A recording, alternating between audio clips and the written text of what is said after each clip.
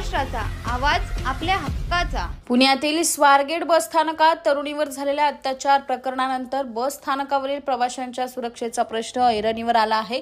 अंबरनाथ तालुक्यातील बदलापूर बस स्थानकाची ही पुरती दुरावस्था झाली। बदलापूर हे अंबरनाथ तालुक्यातील सर्वात मोठं बस स्थानक आहे। या बस स्थानकातून ग्रामीण भागातील शेकडो प्रवासी दररोज प्रवास करतात। तसंच काही या लांब पल्ल्याच्या बस सुद्धा इथून सुटतात।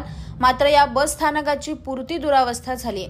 या बस स्थानकात आणि परिसरात घाणीचं साम्राज्य पसरले, त्यामुळे बस स्थानकात प्रचंड दुर्गंधी येत असल्यानं प्रवाशांना स्थानकात बसणंही मुश्किल झालं आहे। तर रात्रीच्या वेळेस इथं लाईटचीही व्यवस्था नसल्यानं गर्दुल्ल्यांचा हा अड्डा बनलाय। या बस स्थानकाच्या परिसरात दारूच्या बाटल्या पडलेल्या आढळतात। बस स्थानकाच्या या दुरावस्थेबाबत प्रवाशांनी नाराजी व्यक्त केली आहे। पूर्ण काम आहे, तुम्ही बघता ना बाहेरून बसायची जागा आहे का, बाकड्याचं का?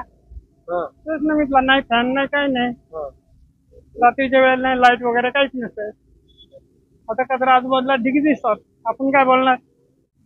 तिथे बसायला नाही, सगळीकडे घाण पसरले, कचरा वगैरे सगळं तसंच आहे। आणि दुसरं काय बसायचं शेड सुद्धा नाही, आतमध्ये बसावं तर आतमध्ये बसायला जागाच नाही, सगळं घाण आहे।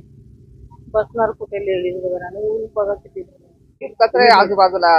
हो ना, आता किती वर्ष आम्ही इथे ट्रॅव्हल करतो, मुरबाड ते बदलापूर, तरी पण तीच परिस्थिती आहे। आज 9-10 वर्ष तर होऊन गेले परिस्थिती। बाथरूमला जागा नाही, तिकडे दलदल आहे, तिकडे घाण गलिच्छ सर्व परिसर आहे। हा वास येतो, काय बसणार? घाण बघा, काय बसण्याची व्यवस्था किती आहे? नाही क्वार्टर जाण्याची व्यवस्था नाही, काय नाही। कधी गाडी आली नाही त्याची पण कॅन्सल होते। मुरबाडची बोला, बदलची बोला।